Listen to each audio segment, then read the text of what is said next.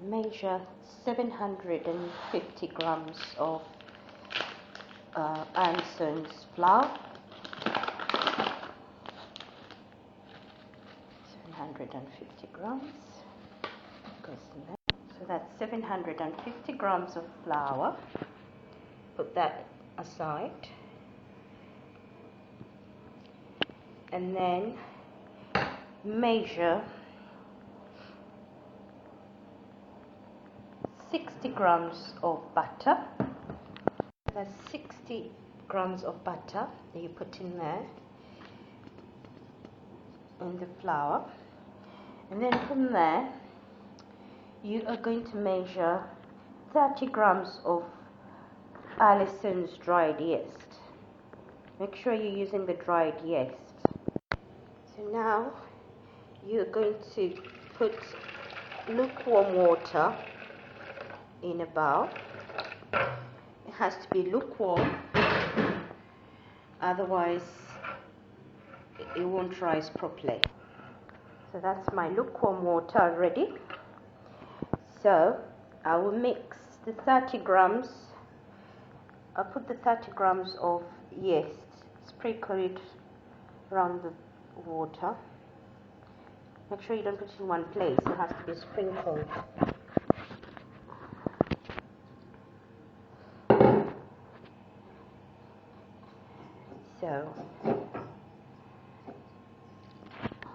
So you have 125 grams of sugar. Sprinkle a little bit of that sugar over the yeast. This helps the yeast to rise. And then in the salt, we're going to put a quarter of a teaspoon of salt. The salt is meant to also give a bit of taste to the bread. This is what the yeast looks like at the moment. It's rising. See, until it gets frothy. Then we'll mix it into our mixture, into our flour.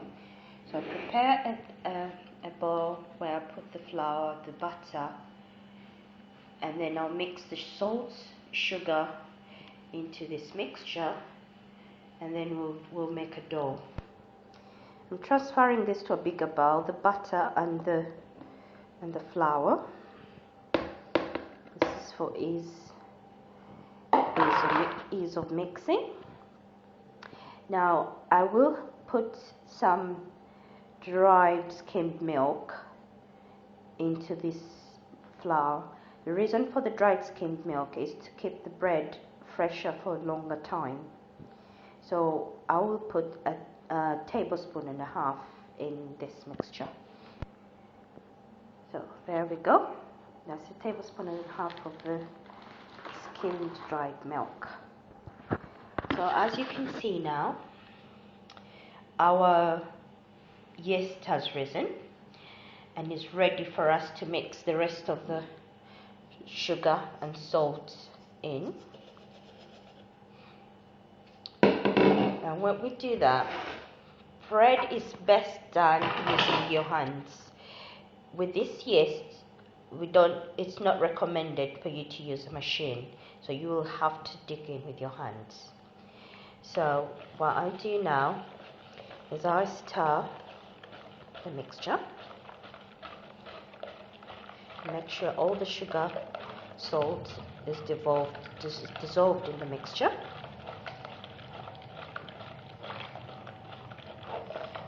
I think that's all done now. So what I'm going to do is I'm going to pour this into the flour, butter and skimmed milk. Now you don't put everything in at the same time, because you never know, you may have more of the liquid than you need. So you need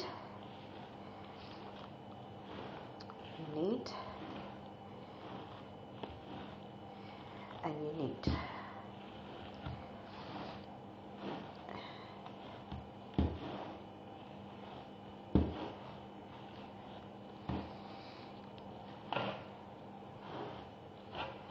I think I'll need just a little bit more of the liquid. So I'll get that. That's just enough for now. And I keep kneading. I need.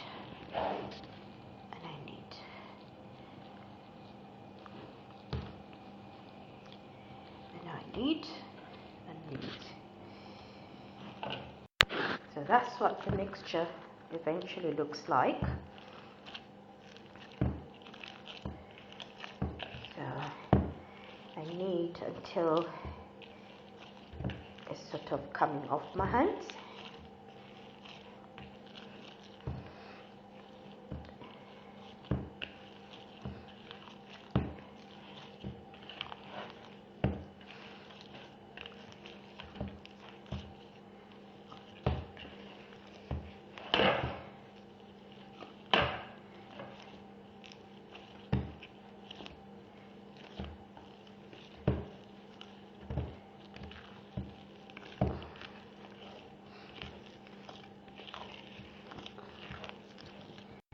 My dough, if you noticed, I used brown flour, whole wheat flour. My dough is not ready. I've been kneading for at least half a minute. Sorry, for 30. Yeah, for sort of half a minute. So I'm going to leave it to prove until it's double the size, and then I'll knead it again, and then let it prove again. After it's proved the second time, I'll then put it in my grist tin and let it prove in the tin. And as soon as it's proven in the tin, then I will then put it in the oven to cook for at least 30 to 45 minutes at gas mark 6. Now, these are the two different trays sizes I have. This is the largest one I have, which is sort of a 4-pound one, and this is the small ones, which I have, which is a 2-pound one. Now, the mixture we've done can do 2-pound ones or one large 4-pound one. So I'm going to use the large 4-pound one. I'm going to grease this with butter. Butter is good because when the bread is baked, it's easy to get out of the tin with the butter. I've tried it with oil, but oil tends to stick. That's why I use butter. So that's my tin greased with butter, ready to go. And my bread proving at the moment. My dough proving at the moment. So we'll have to wait for at least 45 minutes for it to prove, and then, knead it and then let it prove again. Now you see, the dough has doubled in size. So I'm going to go ahead and knead it a bit more. Let's flatten it a bit to get the air out of it. Keep kneading it until the air is completely out of the dough. Knead, knead, knead.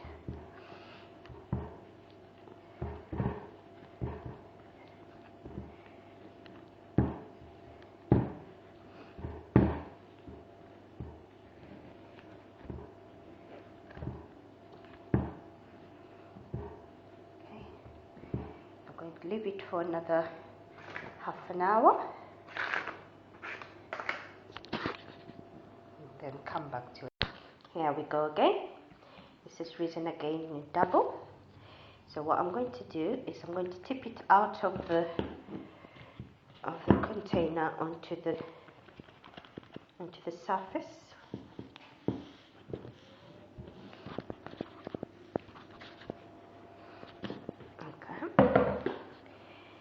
I'll further go and knead it again.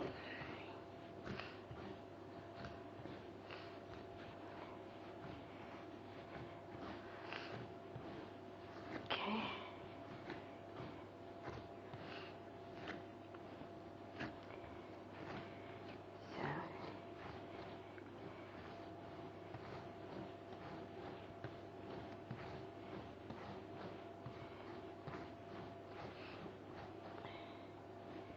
So here.